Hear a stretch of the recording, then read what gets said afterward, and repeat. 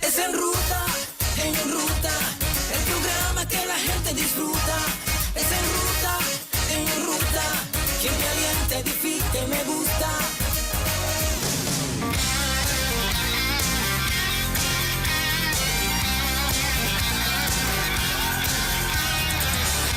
El comienzo de otra hora llena de buen contenido para evangélicos, católicos y gente que no asiste a ninguna iglesia. En Ruta Nueva Vida 97.7. Y esta mañana le damos la bienvenida a nuestro amigo licenciado Juan Frontera, vicepresidente del Proyecto Dignidad. Hay muchísimas cosas importantes que hablar con él esta mañana. Claro que sí, Dignidad sigue poniendo propuestas sobre la mesa, interesantes, todas viables. Se necesita mucha voluntad para poder implantarla y se necesita precisamente despintarse de los colores para poder darle paso a muchas de las ideas que terminan beneficiando al país y que terminan beneficiando principalmente a aquel que no tiene un empleo y que lo necesita. Juan Manuel Frontera, abogado y vicepresidente de Proyecto Dignidad, nos habla de una propuesta nueva. Juanma, buenos días. ¿De qué se trata esa propuesta? Muy buenos días, Juan Carlos. Buenos días. Y todos aquellos que nos escuchan esta mañana. Pues mira, Juan Carlos, sí, nosotros hemos estado, como yo creo que debe estar, sabemos que la crisis que estamos pasando son crisis que una es salubrista, ¿verdad? Uh-huh. Y una es y la otra es económica. Así es. Son dos crisis que estamos manejando directamente. La económica ya la veníamos trabajando y de momento nos impacta esta crisis salubrista. Y en Proyecto Dignidad hemos seguido pensando, ¿verdad? Desde la perspectiva salubrista, el doctor César Vázquez ha estado constantemente haciendo expresiones públicas de ese aspecto, pero también hemos estado trabajando en aspectos económicos. Se presentó el proyecto en la Cámara de Representantes para viabilizar el que los patronos pudieran seguir pagando sus nóminas. Ese proyecto no ha sido atendido, pero está allí en la Cámara. Hubiese sido aprobarlo con rapidez, hubiese garantizado que los patronos por lo menos hubiesen podido pagar hasta 2 meses de nómina y no tener que despedir sus empleados. Exacto. Vemos en lo que está sucediendo ahora con todos los líos del desempleo, que el gobierno no ha podido todavía empezar a desembolsar los asuntos del desempleo, y eso hubiese provisto de un espacio.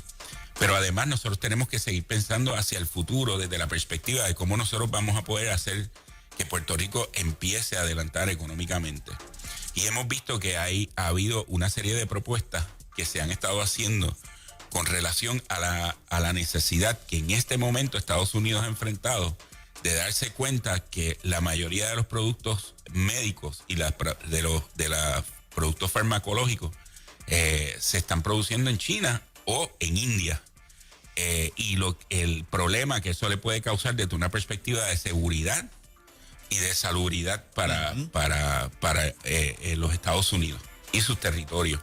Y en ese sentido, pues hay un debate corriendo de cómo Estados Unidos maneja esa crisis.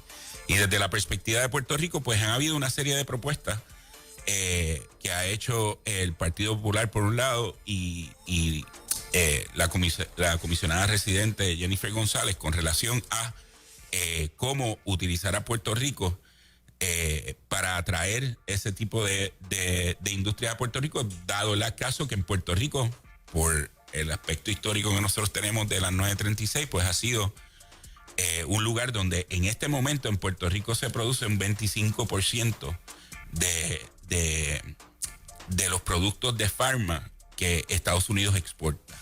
¿Okay? Eso es una cuarta parte. Exacto. Y aquí se producen, de los 10 medicamentos más vendidos, se producen 5 de ellos en Puerto Rico. Okay. Y entonces, en ese sentido, las propuestas que se están haciendo, nosotros hemos visto las que ha hecho tanto el Partido Popular como la comisionada residente, son propuestas que no encajan dentro de la estructura de el Código de Rentas Internas Federal en este momento. Son propuestas que nos llevan atrás. Son propuestas similares a las 936. Y usted dirá, pues, ¿cuál es el problema con eso? Porque las 936 fueron buenas para Puerto Rico en el sentido de que había un montón de trabajo, un montón de manufactura. Pues el problema con eso es lo mismo que destruyó la 936, que era un trato específico y especial para Puerto Rico, donde se le eximía a las corporaciones que manufacturaban aquí en Puerto Rico del pago de impuestos federales. ¿Ok? Se le eximía completamente, era un trato especialísimo que se hizo dentro de unas circunstancias especiales en 1970 con la crisis del petróleo. Eso afectó a Puerto Rico de una manera más brutal de lo que afectó a los Estados Unidos. Puerto Rico no se podía recuperar. El nivel de desempleo en Puerto Rico bajó gigantescamente. Las ayudas federales aumentaron y el gobierno federal se asustó y dijo, vamos a tener que sostener a Puerto Rico, vamos a hacer unos incentivos específicos para el desarrollo económico, y se aprueba la sección 936 que eximía del pago total de contribuciones federales de una manera sencilla, ¿verdad? Uh-huh. a las corporaciones que se establecieran aquí de las ganancias que tuvieran esas subsidiarias que se establecieran aquí en Puerto Rico. Y ahí vimos un desarrollo económico en Puerto Rico gigantesco, porque además de eso, pues Puerto Rico lo que hizo dentro de ese periodo de tiempo fue puso un tax a lo que salía de Puerto Rico, de ahí se cobraba, ¿verdad? O reducía ese tax si tú comprabas bonos de Puerto Rico. Y ahí se dio un boom, porque aquí había un montón de dinero en los bancos en Puerto Rico de lo que generaban esas subsidiarias y creaban los empleos y todas esas cosas. Pero eso se acabó. Uh-huh. ¿Por qué? Porque eran unas medidas específicas, unas circunstancias específicas. Cuando esas circunstancias se fueron desarrollando y el problema del budget federal se enfrentó, pues en los 90 empezaron ya empezaban desde el 80 y pico, pero en los 90 ya empezaron a decir, esto es un problema, Estados Unidos no puede seguir teniendo un corporate welfare, como le llamaban. Uh-huh. No podemos seguir sosteniendo estas compañías. Aquí se ganaban, esas compañías se eximían hasta 7 billones, 8 billones ya en el 85-86, hacían 8 billones, 9 billones de dólares sin pagar taxes, y en el Congreso decían, esto no puede seguir así, ¿verdad? Así es que mirar hoy propuestas que nos lleven a eso es posiblemente asegurarnos algo inmediato, pero no algo a largo plazo. Y Puerto Rico tiene que aprender de los errores anteriores. Exacto. Así que nuestra propuesta va dirigida a que dentro del esquema de contribuciones sobre ingresos actual, ¿verdad? Que esas enmiendas que se han hecho desde el 2010 hasta aquí han dejado a Puerto Rico y los territorios en el aire. ¿Por qué? Porque los Puerto Rico y los territorios de los Estados Unidos se han quedado en el aire porque no fueron definidas dentro de esas enmiendas que se han ido haciendo, no están definidas como parte de los Estados Unidos, como territorios, como alguien que forman parte del suelo americano, y son definidas como corporaciones foráneas. ¿Qué pasa? Eso ha afectado grandemente porque los territorios se quedaron en el aire, ¿verdad? No tienen un trato específico, y eso ha creado un montón de problemas para Puerto Rico. En el 2017 Trump hizo unas enmiendas gigantescas al Código de Rentas Internas y en ese sentido se le impuso, porque Trump trata de traer esas industrias de nuevo a suelo americano, las que se fueron de nuevo a suelo americano. ¿Y qué hizo? Pues le impuso dos taxes. Dos tipos de taxes a esas corporaciones. Y perdón. Tranquilo, puedes tomar un poquito de agua. Y entonces, ¿qué pasa? Esos taxes que se le impuso a esas corporaciones que tienen sus negocios fuera de Estados Unidos, se le impuso ¿para qué? Para traerlas y decir, ok, si repatrias eso, ¿verdad? Y traes eso acá, no te van a tocar esos taxes. Con el propósito de crear empleos, que era lo que Trump quería. Exactamente. Pues nosotros quedamos como en Puerto Rico con las corporaciones, pagan esos impuestos en ese sentido y son golpeadas porque son vistas como corporaciones que están fuera de los Estados Unidos. La propuesta que nosotros le estamos haciendo es, mire, vamos a definirnos. Aquí Puerto Rico es parte del suelo americano. ¿Por qué? Y todos los territorios. Y aquí esto es bien importante. Nosotros con esta propuesta no le estamos pidiendo al Congreso que nos trate especialmente, que sea una propuesta para todos los territorios. Nosotros creemos en que nosotros podemos, como Puerto Rico, ser efectivos en atraerlas a Puerto Rico por la capacidad que tenemos, pero que trate a todos los territorios por igual, que no sea que nos cogen a nosotros. Exacto. Y nos dan un tratamiento especial. Uh-huh. Que a todos los territorios, por causa de esas incongruencias que han surgido dentro del Código de Rentas Internas, esos taxes que se le aplican a las que están fuera, a las corporaciones que están fuera para traerlas, que ahora nos aplican completamente, que se reduzcan a 50% ese tipo de taxes. Y que Puerto Rico entonces pueda imponer un tax que no sea, que mantenga la competitividad sobre eso que produce. ¿Qué hace eso? Pues mira, eso hace que Puerto Rico sea visto como un lugar que razonablemente puede atraer ese tipo de industria, que le da un incentivo, pero no es un incentivo a base de un welfare, sino es un incentivo que es razonable, que está dentro de la estructura tarifaria y de taxes de los Estados Unidos, que no es que me sacas de ahí, me das un tratamiento especialísimo, ¿verdad? Y que es razonable y que todos se ve como que Puerto Rico aporta también, ¿verdad? Que no es una exención absoluta. Eso resolvería un sinnúmero de problemas que hoy tienen a Puerto Rico en la inestabilidad, en el sentido de, ustedes saben que Puerto Rico se ha estado discutiendo antes de toda esta circunstancia, ese famoso 4% que se le cobra a algunas corporaciones, algunas corporaciones que se le cobra ese 4%, que el Tesoro ya había dicho, le había advertido al gobierno, ese 4% que le estás cobrando, eso no va más. ¿Por qué? Porque eso no está legislado, eso no es una ley, eso es simplemente que el Tesoro Federal se hace de la vista larga, que Puerto Rico le está cobrando ese 4% a esas corporaciones y le permite a esas corporaciones deducir de los taxes federales que tienen que pagar ese 4%, mira para otro lado y le dice, yo no te lo voy a cobrar porque Puerto Rico te lo está cobrando. Pero ya el Tesoro le dijo a Puerto Rico, eso no puede seguir, eso tiene que resolverse ya. Ok. O sea que tenemos esa amenaza también ahí. Tenemos esa amenaza también ahí que en cualquier momento puede entrar en efecto. Este tipo de implementación permitiría que nosotros podemos, y ese 4% constituye entre 1.8 y 2.2 billones de dólares al año para Puerto Rico. Eso es el 20% del presupuesto de Puerto Rico. Y sin ese dinero... Y eso está pegado con chicle. Exacto. Si nosotros necesitamos propuestas que sean razonables, que sean específicas, que sean razonables para que Estados Unidos entienda que aquí nosotros no estamos pidiendo que nos traten excepcionalmente, sino que estamos pidiendo que se nos permita competir de verdad. Claro. Y que nos permitan tener seguridad en lo que nosotros vamos a obtener de eso.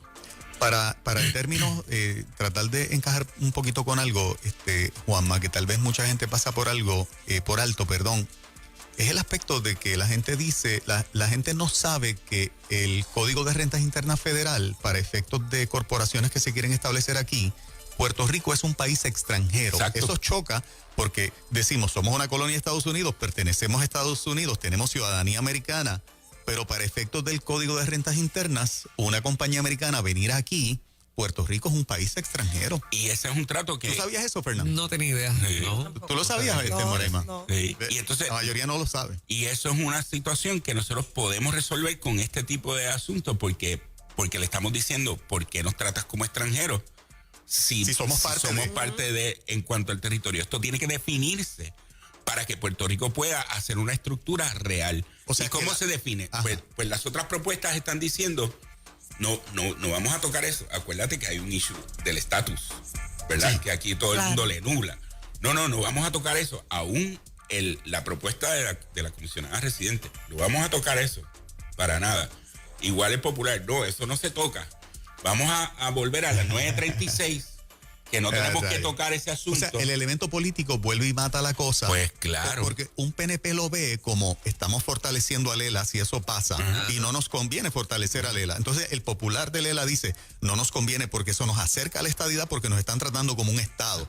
Y viene seguimos pillados. Y seguimos pillados. Claro. Y para O sea, que la nosotros... prioridad no es el pueblo. Exactamente. Y para nosotros vamos a trabajar con la realidad que tenemos. Claro. Y en la realidad que tenemos, nosotros podemos competir, pero el tratamiento que hemos recibido por las enmiendas al Código de Rentas Internas que nos tratan como corporaciones foráneas, no puede ser. Tenemos que dentro de ese sistema, con lo que tenemos, poder competir. Y poder competir desde una perspectiva de tener los puntos claros, establecidos en la legislación, no con acuerdos excepcionales que hoy pueden funcionar por la situación de la crisis, pero mañana nos los van a quitar de un momento a otro. Dele ahí, dele ahí. Es lo que toma agua. Y que a mí me parece que si hay un momento para que eso ocurra es ahora, porque por primera vez por lo que está pasando con el COVID-19, hay un montón de senadores del Congreso diciendo, mira, cuando China quiera hacernos daño, cierra el suplido de los medicamentos que estamos haciendo allí. El 80% de lo que se consume en Estados Unidos en antibióticos y medicamentos principales se hace en China, correcto. Uh-huh. Y yo escuché esta semana a Ted Cruz abriendo una investigación a nivel congresional para ver cuál ha sido la mala intención de China en todo este proceso de avisar tarde lo que estaba pasando con el COVID-19. Y todos están diciendo, vamos a tener que regresar a hacer todos esos medicamentos acá porque cuando China quiera nos mete un palo. O sea, si hay un momento que hay un ambiente perfecto para lo que ustedes están proponiendo, de que Puerto Rico se reabra como un lugar donde la industria farmacéutica vuelva a florecer, es ahora, porque hay un interés de muchos congresistas de que eso ocurra para quitarle, ¿verdad?, el nivel de influencia que tiene China, porque si el 80% de lo que consumimos en medicina, en antibióticos, por ejemplo, y medicamentos principales se hace allí, pues nos conviene traerlos para acá, ¿cierto? Claro. Y lo que nosotros estamos proponiendo es que esto se trate de una manera seria en este momento para que sean una zapata segura hacia el futuro. Claro. Que no juguemos de nuevo con la política, ¿verdad?, partidista o la política de la inmediatez, buscando unos tratos excepcionalísimos que cuando pase la crisis de aquí a 2, 3, 4 años, que Estados Unidos vuelva a encender y nosotros estemos todavía manejando este asunto, no nos digan, el trato especial se acabó. Exacto. Porque esto no cuadra dentro de la estructura. Exacto. Nosotros, la propuesta nuestra está dentro de la estructura del Código de Rentas Internas y lo único que le estamos diciendo al gobierno de los Estados Unidos, mira, dentro de esa estructura, danos un beneficio de una reducción de un 50% para que nosotros podamos, dentro de esa estructura, como esas corporaciones que vienen aquí, como corporaciones que están dentro del territorio de los Estados Unidos de América, poder entonces echar hacia adelante la industria y poder atraer empleos en ese sentido. ¿Qué tan viable es esto si tenemos un gobierno que no puede comprar pruebas de 10 pesos? O sea, bueno, es viable en tanto y en cuanto se está conversando tanto en Estados Unidos con respecto al asunto, y ha habido expresiones específicas de congresistas de los Estados Unidos y aún de la Casa Blanca con relación a mirar estos asuntos con más seriedad de traer a Puerto Rico. Nosotros le hemos escuchado esta carta al Comité de Recursos Naturales, que es el que tiene, ¿verdad?, jurisdicción sobre Puerto Rico. Le hemos cursado la carta al Tesoro Federal y a los congresistas que están a cargo de los comités de finanzas, tanto en el Senado como la Cámara. Y estamos haciendo acciones afirmativas para conseguir por lo menos, ¿verdad?, reuniones con ellos para discutir este asunto a profundidad. Obviamente, si el PNP y el PPD fuesen unánimes en esto, sería mucho más fácil conseguirlo. Claro que sí. Si Puerto Rico va unido a solicitar este tipo de trabajo, de trato, pues es mucho más fácil. Yo creo que hay que conversar esto a profundidad y dejar el partidismo a un lado y dejar las circunstancias que nos han derrotado a un lado. Correcto. Y empezar a hablar al unísono, ¿verdad? Y empezar a hablar al unísono un idioma que sea razonable, tanto para Estados Unidos como para Puerto Rico. Puerto Rico tiene que empezar a mirarse como nosotros no podemos seguir pensando que todo tiene que ser una ayuda excepcional. Nosotros tenemos que aportar con nuestro trabajo, con nuestro esfuerzo, como lo hemos hecho, pero a un nivel de que nos podamos sentar y razonablemente hablar de estos temas con los Estados Unidos para propósitos del desarrollo económico de Puerto Rico. No podemos seguir desde la perspectiva de buscando que todo sea una dádiva, que todo sea, aquí estoy, ¿verdad? Exacto. Tenemos que asumir nuestra responsabilidad, pero a la misma vez sabemos que estamos en una circunstancia que necesitamos de una ayuda, pero que estamos dispuestos a asumir la responsabilidad también. Con la imagen que está tan dañada de nosotros, ¿verdad?, como país, perdón, ante Estados Unidos por la deuda y otras cosas más, ¿cuán viable es que esto pueda lograrse? O sea, ¿pueden confiar en nosotros? ¿Podemos levantar la voz de manera diferente? Porque yo creo que si no hay una credibilidad es que las cosas siguen igual. Y entonces nosotros como pueblo tenemos que levantar la voz y ante esta pandemia, ante esta crisis, ¿cómo lo hacemos? Estas propuestas, básicamente lo que le está diciendo al Congreso de los Estados Unidos, nosotros estamos dispuestos a hablar como adultos. Exacto. Estamos dispuestos a hablar uno a uno, asumiendo responsabilidad, correcto, pero a su misma vez que el Congreso en este momento tiene que aceptarlo también. O sea, Puerto Rico ha sufrido los huracanes, ha sufrido los terremotos, está sufriendo esto, ¿verdad? Y los territorios también necesitan ese tipo de ayuda, pero hablar responsablemente. Claro. Hablar de ok, vamos a pagar, las industrias van a pagar, nosotros vamos a hacer un tax, pero no te estamos diciendo, ¿verdad? Coge esto y exime completamente a Puerto Rico y darnos este trato especial. Yo creo que esa es parte, y que sea parte de una enmienda al Código de Rentas Internas, que no sea un acuerdo especial como lo es el 4%, que está pegado con chicle ahí, que básicamente están mirando para otro lado para dejarnos 2.000 millones de dólares a la economía de Puerto Rico. O sea, que sea algo que sea estructurado, que sea razonable, que nos podamos sentar con el Congreso y negociarlo. ¿Es ambicioso? Seguro que es ambicioso. Pero tenemos que empezar a tirarnos adelante y a poner propuestas verdaderas en la mesa. Puerto Rico tiene que empezar a pensar de manera hacia el futuro con propuestas reales y concretas. Que esto se puede negociar, pues se puede negociar, pero yo creo que propuestas como estas son las que necesitamos nosotros hacer para que se nos tomen en serio. Exacto. Empezar a hablar de 936 o de 30A o de exenciones completas. Eso está fuera de la realidad en este momento para los Estados Unidos. Eso no es viable. Y hablar de eso es hablar politiqueramente para las gradas.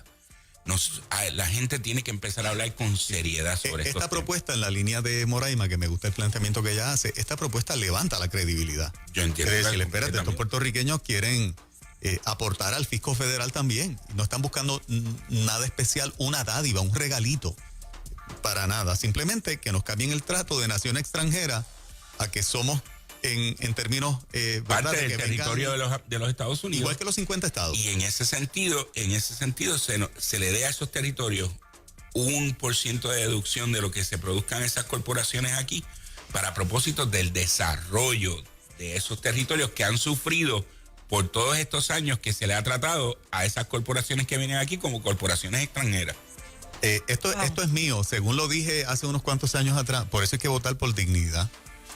Porque obviamente teniendo funcionarios electos tendría más standing a nivel político y a nivel público de ser funcionarios electos, y un partido ya, ¿verdad?, con funcionarios electos en función. Yo creo que en la cosa de la opinión pública y en la cosa política eso tiene un peso.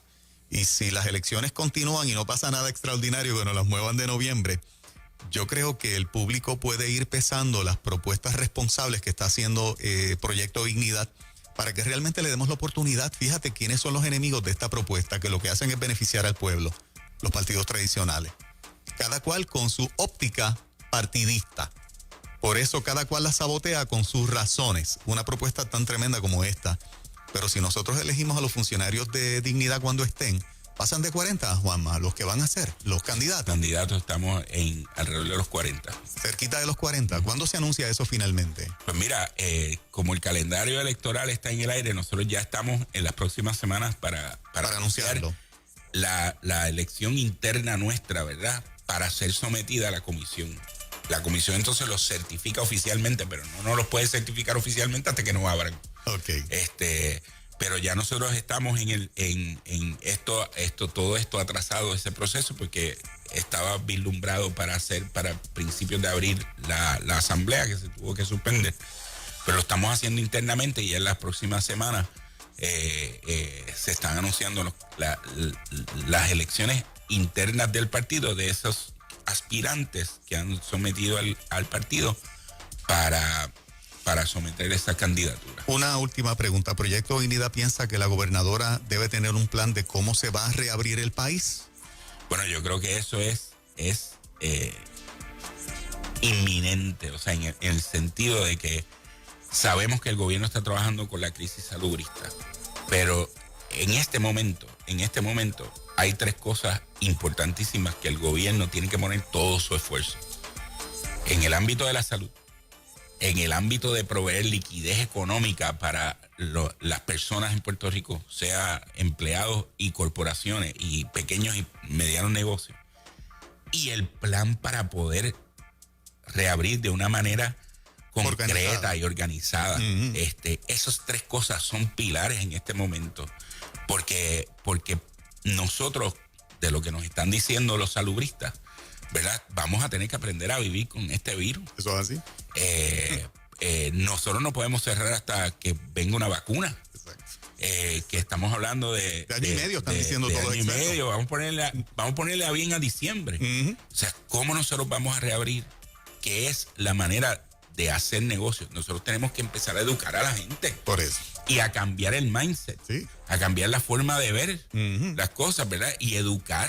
Yo no veo un esfuerzo del gobierno de educar a la gente a cómo vivir allá afuera, Exacto. cómo hacer negocios, cómo volver a una vida, ¿verdad? Que no va a ser quizás igual a la que teníamos antes, pero cómo volver a la estructura de vida de una manera saludable dentro de lo que nos toca vivir. Bueno, vamos, luce como si no se le hubiese ocurrido.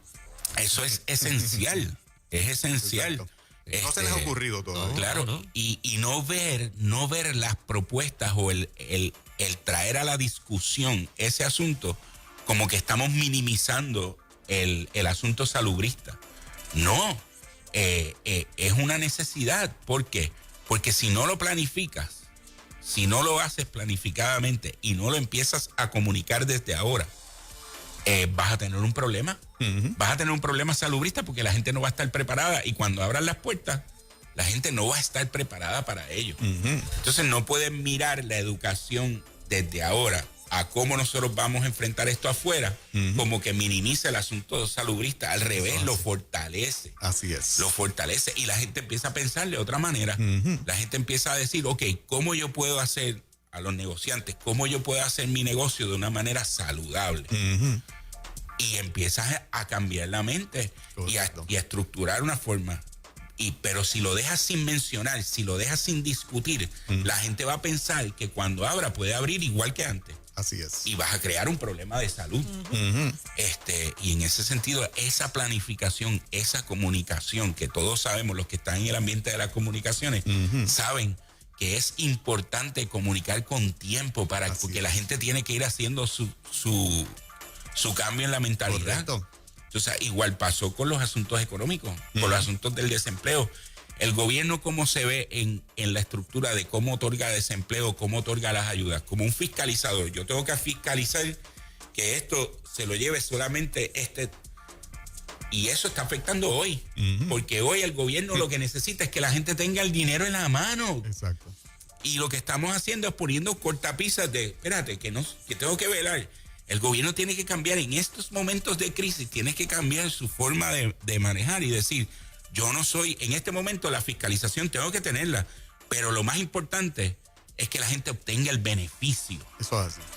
Después bregamos con el asunto, ¿verdad?, de la estructura burocrática.